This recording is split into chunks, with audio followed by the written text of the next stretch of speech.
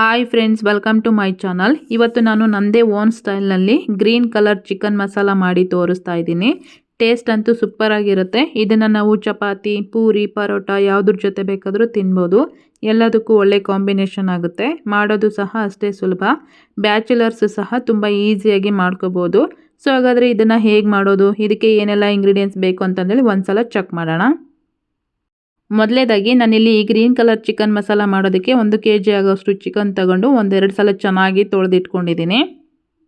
ಇವಾಗ ಇದಕ್ಕೆ ಮಸಾಲೆ ರುಬ್ಕೊಳ್ಳೋದಕ್ಕೆ ಅಂತಂದೇಳಿ ಒಂದು ಪ್ಲೇಟಲ್ಲಿ 6 ರಿಂದ 7 ಹಸಿಮೆಣಸಿನ್ಕಾಯಿ, 1 ಈರುಳ್ಳಿ, ಸ್ವಲ್ಪ ಶುಂಠಿ, ಹಾಗೆಯೇ ಸ್ವಲ್ಪ ಬೆಳ್ಳುಳ್ಳಿ, 1 ಹಿಡಿಯಷ್ಟು ಕೊತ್ತಂಬರಿ ಸೊಪ್ಪು, 1 ಹಿಡಿಯಷ್ಟು ಪುದೀನ ಸೊಪ್ಪನ್ನು ಇಷ್ಟನ್ನು ತಗೊಂಡು ಮಸಾಲೆನ ರುಬ್ಬಿಟ್ಕೊಂಡಿದ್ದೀನಿ.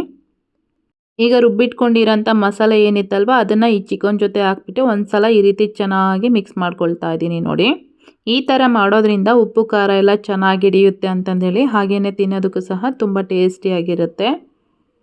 ಈ ಮಸಾಲೆಗೆ ನಾವು ಯಾವುದೇ ರೀತಿ ಟೊಮೊಟೊ ಆಗಿರ್ಬೋದು ಅಥವಾ ಕೊಬ್ಬರಿ ಆಗಿರ್ಬೋದು ಯಾವುದನ್ನು ಹಾಕ್ಕೊಳ್ತಾ ಇಲ್ಲ.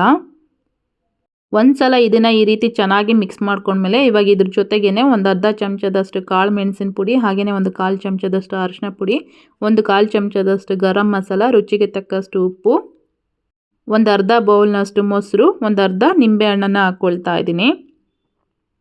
ನಿಮಗೇನಾದರೂ ಇಲ್ಲಿ ಗ್ರೇವಿ ಜಾಸ್ತಿ ಬೇಕು ಅಂತಂದರೆ 1-2 ಟೊಮೆಟೊನ ರುಬ್ಬಿ ಹಾಕ್ಕೋಬೋದು.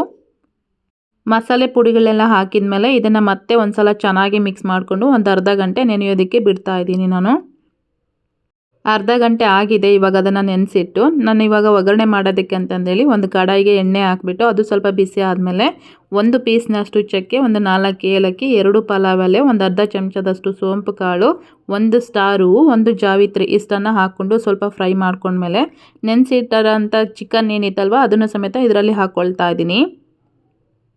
ನಿಮ್ಮ ಕಡೆ ಟೈಮ್ ಇಲ್ಲ ಅಂತಂದರೆ ಮಸಾಲೆ ಹಾಕ್ಬಿಟ್ಟು ಒಂದು ಸಲ ಚೆನ್ನಾಗಿ ಮಿಕ್ಸ್ ಮಾಡಿಕೊಂಡು ಇಮ್ಮಿಡಿಯೇಟ್ಲಿ ಮಾಡ್ಕೋಬೋದು. ಆದರೆ ಈ ಥರ ನೆನೆಸಿಟ್ಟು ಮಾಡ್ಕೊಳ್ಳೋದ್ರಿಂದ ಚಿಕನ್ ಪೀಸ್ ಇರುತ್ತಲ್ವ ಅದು ಉಪ್ಪು ಖಾರ ಎಲ್ಲ ಚೆನ್ನಾಗಿ ಹಿಡ್ದಿರುತ್ತೆ, ತಿನ್ನೋದಕ್ಕೆ ತುಂಬಾ ರುಚಿಯಾಗಿರುತ್ತೆ.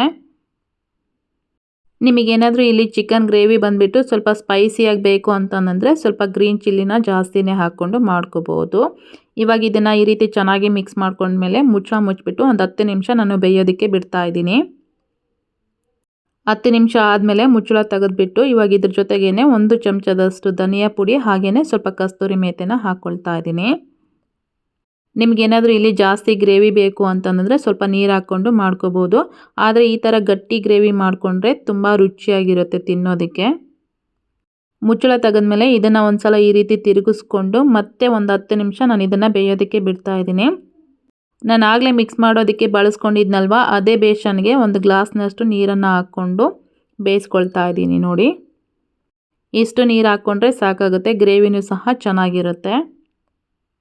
ಮತ್ತು ಇದನ್ನು ಮುಚ್ಚಿಬಿಟ್ಟು ಒಂದು 10 ನಿಮಿಷ ನಾನು ಇದನ್ನು ಬೇಯೋದಕ್ಕೆ ಬಿಡ್ತಾ ಇದ್ದೀನಿ. ಚಿಕನ್ ಇನ್ನೂ ಸ್ವಲ್ಪ ಗಟ್ಟಿ ಇದೆ. ಮತ್ತೆ ಒಂದು 10 ನಿಮಿಷ ನಾನು ಇದನ್ನು ಓಪನ್ ಆಗಿ ಇಟ್ಕೊಂಡೆ ಬೇಯಿಸ್ಕೊಳ್ತಾ ಇದ್ದೀನಿ.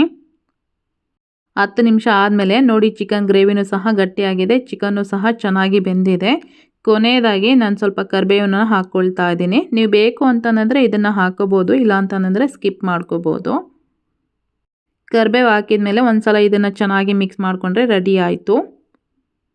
ನೀವು ಯಾವತ್ತೂ ಈ ರೀತಿ ಟ್ರೈ ಮಾಡಿಲ್ಲ ಅಂತಂದರೆ ಇವತ್ತು ನಾನು ಹೇಳ್ಕೊಟ್ಟಿರೋಂಥ ಮೆಥಡಲ್ಲಿ ನೀವು ಖಂಡಿತ ಒಂದು ಸಲ ಮನೇಲಿ ಟ್ರೈ ಮಾಡಿ ನೋಡಿ, ತುಂಬಾ ರುಚಿಯಾಗಿರುತ್ತೆ. ನೋಡಿದ್ರಲ್ವಾ ಇವತ್ತಿನ ರೆಸಿಪಿ, ನಿಮಗೆಲ್ಲ ಇಷ್ಟ ಆಗಿದೆ ಅನ್ಕೋತೀನಿ. ಇಷ್ಟ ಆಗಿದ್ದರೆ ಈ ವಿಡಿಯೋಗೆ ಒಂದು ಲೈಕ್ ಮಾಡಿ, ಕಮೆಂಟ್ ಮಾಡಿ, ಶೇರ್ ಮಾಡೋದನ್ನು ಸಹ ಮರಿಬೇಡಿ. ಮತ್ತೆ ಹೊಸ ರೆಸಿಪಿ ಜೊತೆ ಸಿಗೋಣ. ಅಲ್ಲಿವರೆಗೂ ಟೇಕ್ ಕೇರ್, ಬಾಯ್.